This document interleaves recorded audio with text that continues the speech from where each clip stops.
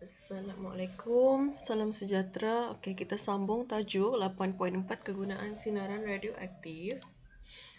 Okey, kegunaan sinaran radioaktif adalah seperti sinar alfa, sinar beta dan sinar gamma digunakan dalam pelbagai bidang seperti contoh berikut. Okey, yang pertama arkeologi atau geokronologi, di mana karbon dioksida dalam udara terdiri daripada karbon 12 C12 yang stabil dan karbon 14 C14 yang radioaktif.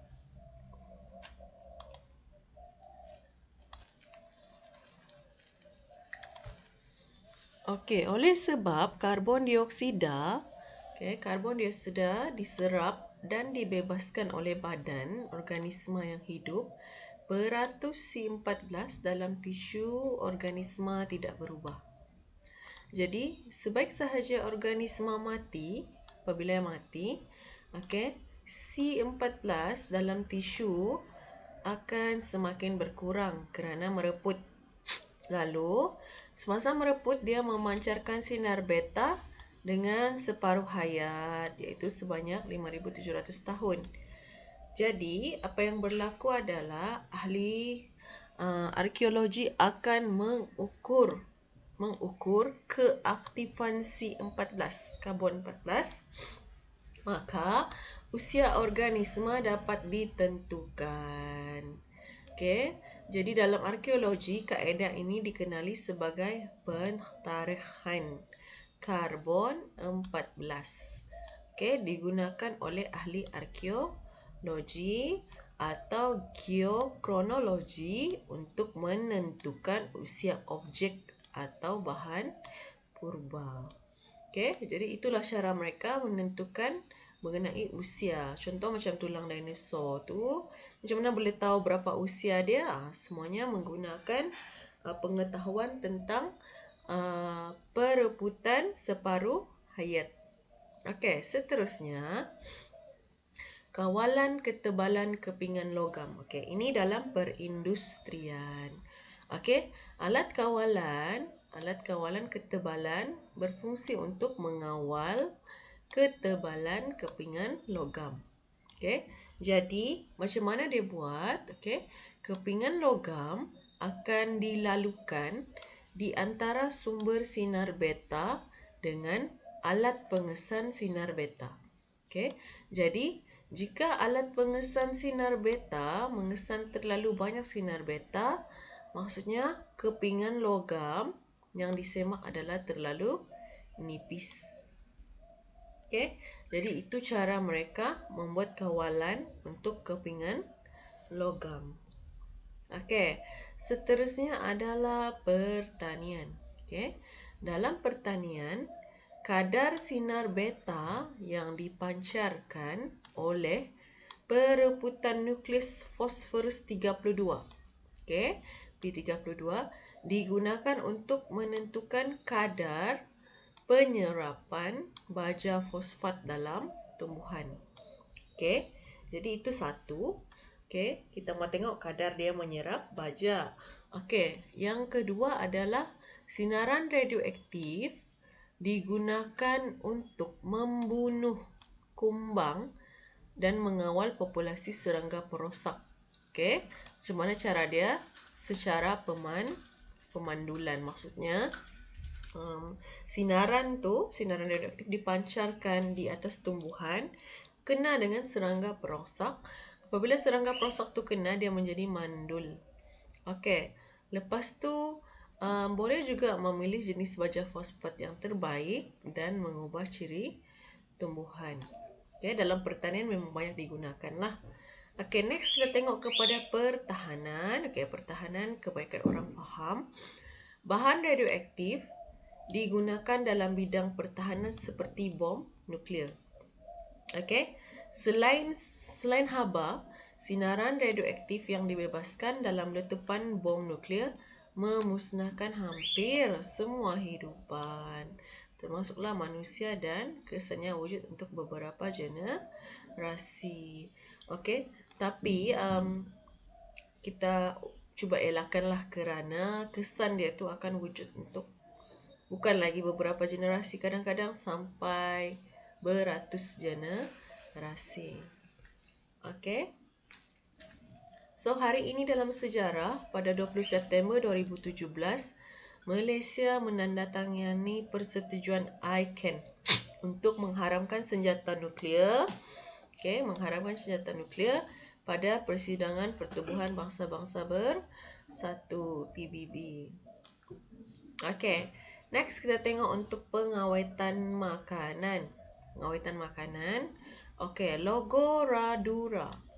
Radura ni logo Radura. Logo Radura digunakan untuk melabel makanan yang diawet dengan sinaran radioaktif seperti sinar gamma. Okey. Macam mana sinar gamma digunakan? Okey. Dia disinarkan di atas buah untuk membunuh bakteria dalam makanan berkenaan. Okey. Jadi buah tu lambat rosaklah kerana bakteria-bakteria tu telah mati. Okey, dalam perubatan pula, sinar gamma daripada cesium 137, sinar gamma daripada cesium 137 atau kobalt 60, okey, digunakan untuk membunuh sel kanser. Okey. Sinaran radioaktif juga digunakan untuk menentukan tempat bekuan darah dengan natrium 24, di mana lagi satu merawat tumor di dalam otak dengan technetium 99, membasmi kuman dengan kobalt 60. Okey, yang ini untuk pensterilan. Pensterilan ni maksudnya biasanya bahan-bahan pembedahan, alat-alat pembedahan kita steril dekat dalam air panas kan. Okey, tapi ada juga setengah kuman tu tidak mati dengan air panas, jadi kita sinarkan dengan sinaran radioaktif. Okey, next ada juga untuk digunakan untuk merawat kelenjar tiroid dengan iodin 131. Okey, semua ni adalah bahan radioaktif. Maksudnya bukan sembarangan lah doktor tu boleh pegang kad bagi. Okey, kena ada pakaian perlindungan. Orang yang akan mengalami perubatan ni pun perlu diberi taklimat dan cara untuk mengendalikan lah. Okey, sebab apabila badan dia dimasukkan dengan bahan radioaktif, dia akan ada membebaskan sinaran tersebut. Jadi takut membahayakan pula kepada orang lain. Okey, seterusnya. Pengendalian bahan radioaktif dan sisa bahan radioaktif dengan selamat dan sempurna. Okey, bahagian ni sebenarnya paling kritikal. Okey.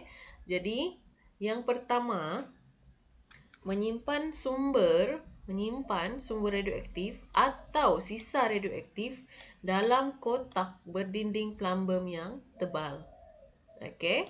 Yang kedua, bahan radioaktif diadang dengan kepingan plumbum yang tebal. Okey.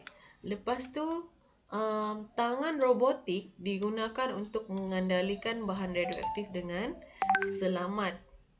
Okey.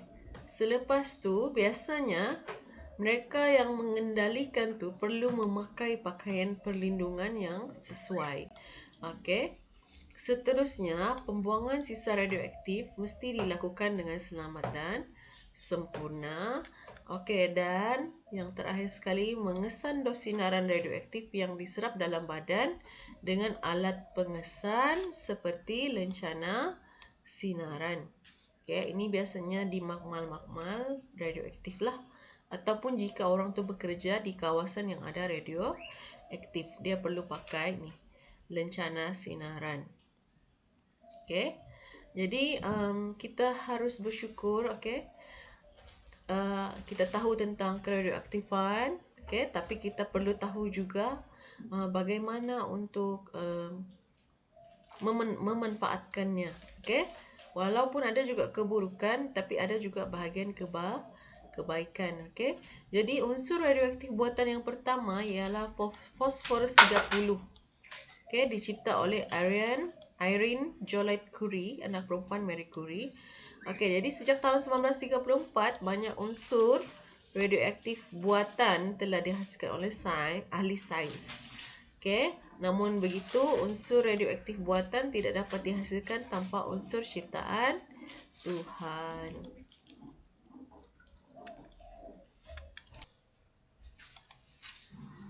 Okey, jadi kamu perlu buat soalan 2, 3, 4 dan soalan 5.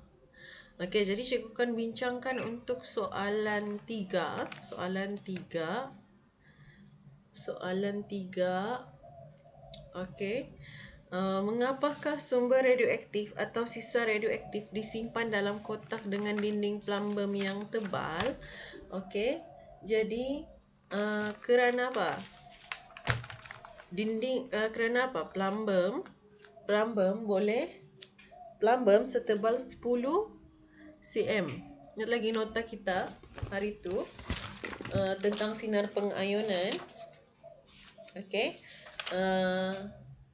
Plumbum 10 cm boleh menghalang sehingga sinaran gamma. Jadi, okey, dinding plumbum setebal 10 cm mampu menghalang sinaran alfa, beta dan gamma daripada terbebas keluar. Okey, atau sisa radioaktif terbebas keluar daripada kotak. Okey, seterusnya soalan 4. Okay. Raja 1 menunjukkan satu simbol amaran. Okey.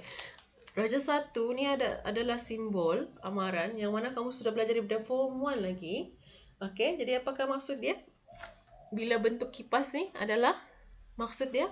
Maksud simbol amaran seperti tunjukkan dalam Raja 1 adalah jawapan A apa? Bahan radioaktif. Okey, maksudnya kehadiran bahan radioaktif. Okey, B. Namakan satu contoh tempat atau kawasan yang mempamerkan simbol amaran tersebut. Di mana? Biasanya di mana? Di kawasan bilik X-ray. Itu yang biasa kita jumpa. Kawasan bilik X-ray di klinik atau hospital. Okey. Okey, untuk C, antara 3 bahan radioaktif iaitu sinar alfa, sinar beta dan sinar gamma, yang manakah paling kurang berbahaya? Terangkan jawapan anda. Yang ini kena fikir. Sinar apa tu? Okey, jawapan dia sinar alfa. Kerana apa? Kerana mempunyai kuasa penembusan yang paling rendah. Okey, soalan 5. Nyatakan satu logam yang digunakan untuk membuat pakaian perlindungan. Pakaian perlindungan yang sesuai bagi mengendalikan bahan radioaktif. Okey, ini sebenarnya dia menguji pengetahuan kamu. Logam tersebut adalah logam plumbum. Okey, plumbum. Kerana apa? Plumbum boleh menghalang kuasa penembusan sinaran gamma. Okey. Jadi, soalan B, nyatakan satu kebaikan dan satu kelemahan penggunaan logam yang digunakan untuk membuat pakaian perlindungan. Soalan ni nampak macam susah sebenarnya, tapi dia senang. Okey, ingat apabila kita guna logam, dia mesti akan menjadi berat. Okey. Jadi kalau berat itu lebih kepada kelemahan. Okey, jadi apa kebaikan dia? Okey, kebaikan dia plumbum boleh menghalang semua jenis sinaran radioaktif, termasuk sinaran gamma lah. Okey, semua sinaran radioaktif kerana boleh menghalang kuasa penembusan sinaran tersebut. Okey, kelemahan dia adalah oleh kerana logam tu perlu digunakan di seluruh badan. Okey, maka logam tersebut akan membuatkan pakaian perlindungan itu menjadi sangat beratlah, lebih berat. Okey, orang tu boleh mengangkat pakaian tersebut semasa dia sedang memakai pakaian tersebut. Jadi janganlah kamu heran kalau orang yang kamu nampak pakai pakaian perlindungan radioaktif tu, dia jalan sedikit macam robot. Sebab dia sedang mengangkat logam juga sebenarnya sambil dia pakai pakaian tersebut. Okey? Okey, jadi sampai di situ sahaja untuk tajuk ini 8.4. Sekian dan terima kasih.